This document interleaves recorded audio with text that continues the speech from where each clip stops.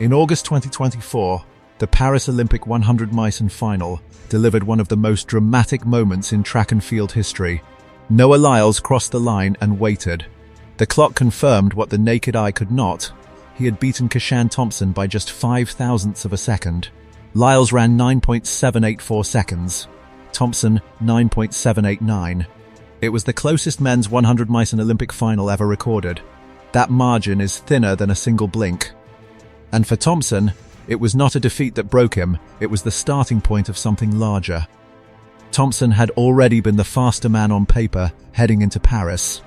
His 9.77 second world lead in 2024 was quicker than anything Lyles had run that year. Yet the Olympic gold went to Lyles, who timed his dip at the line with precision.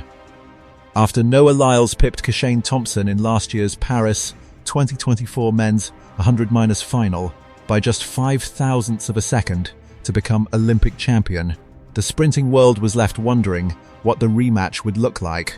They did not have to wait long. In June 2025, Thompson arrived at the Jamaican National Championships and answered every question about his form. The world leader ran a blistering 9.75 seconds, the fastest time in a decade, and 0.04 quicker than both men managed in the Paris 2024 final. That single run repositioned Thompson at the top of global sprinting. No man had run that fast since Usain Bolt's era. It was not a fluke performance at an obscure meet. It was Thompson sending a direct message to the entire sprinting world. Following that performance, Thompson built momentum. He entered on a 4-meet win streak, including back-to-back international wins at the Eugene Diamond League Prefontaine Classic and the Continental Tour Gold Level July Istvin Memorial. His consistency across different competitions and conditions made his 9.75 impossible to dismiss as a one-off. When asked about holding the title of world's fastest man, Thompson responded with characteristic composure. "To hear I'm the world's fastest man, it's a joyful feeling. Some people brag about it more than I do, but I'm not really a bragger." He also put individual rivalries in context before the rematch, stating, "As athletes, our biggest competitors are ourselves and injuries." Those words carried weight, especially given what Lyles had been through in 2025. Lyles began the 2025 season significantly behind Thompson in race count. Lyles raced his third 100 minutes of a season that was interrupted in the spring due to an ankle injury. Before the Silesia Diamond League, he had raced just 2 100-minute events, finishing second in 10.0 seconds to Oblique Seville at the London Diamond League and running in the heats of the USA Track and Field Outdoor Championships. The ankle injury had disrupted his build-up and limited his competitive sharpness. Whether Lyles was running his true potential at Silesia or playing a longer game toward Tokyo remained an open question. On August 16, 2025, at the Silesia Diamond League, the Kamila Skolimowska Memorial in Poland, the rematch finally arrived. The field was loaded. Akani Simbine, Christian Coleman, Trayvon Bromell, Courtney Lindsay, and Kenny Bednarek were all in the race, alongside Thompson and Lyles. Thompson beat Lyles 9.87 seconds to 9.90 on Saturday in their first race together since Lyles overtook Thompson for Olympic 100 meter gold by 0.05 of a second.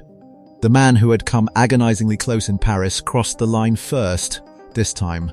American Kenny Bednarek was third at Saturday's Diamond League meet in Poland, his first 100 meter defeat of the season. The result did more than settle a score. It demonstrated that Thompson's 9.75 in June was no isolated performance. He was consistently operating at the highest level of the sport. Lyles, meanwhile, showed he was still competitive and building toward Tokyo, even if not yet at peak sharpness. The head-to-head between the two biggest names in sprinting now stood at 1-1 on the sport's largest stages. The contrast between these two athletes defines why this rivalry commands global attention. Lyles is a 2-time World Championship 100 meters gold medalist with proven championship composure. He owns Olympic gold from Paris 2024. His ability to execute precisely in the highest pressure moments, evidenced by the Paris dip, is a documented competitive advantage. In Tokyo, Lyles will bid to become the first repeat world champion since Usain Bolt in 2013 and 15. That is the historical scale of what he is chasing. Thompson represents a different kind of force. He carries Jamaica's sprinting legacy into a new generation. Thompson can become the first Jamaican man to win a World 100 meters title since Bolt's last of 3 victories in 2015. That gap, a decade without a Jamaican man holding the World 100 meters title, is the context behind Thompson's motivation.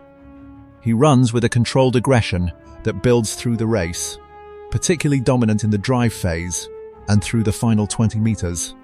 The world's fastest man debate adds another layer. Thompson's 9.75 in 2025 is the fastest time recorded in 10 years. Yet Lyles holds Olympic gold, traditionally the sport's most prestigious single performance. His 9.79 Paris time was still slower than last year's world lead, 9.77, also belonging to Thompson. The argument about which title carries more weight, fastest annual time or Olympic champion, has no clean answer, and both men know it. The broader field at Tokyo ensures neither Thompson nor Lyles can afford a tactical error. Bednarek, despite his Silesia defeat, remains a legitimate medal threat in any 100 meters final. Coleman and Simbine have both demonstrated the capacity to win at major championships.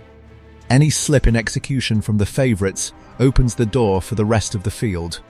September 2025 at the Tokyo World Championships is the convergence point.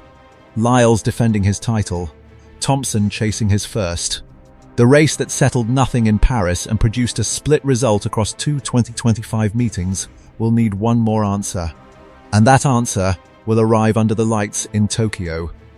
If this video gave you a deeper appreciation for what goes into 2 minutes of elite athletics, consider subscribing. There is a great deal more of this world left to explore.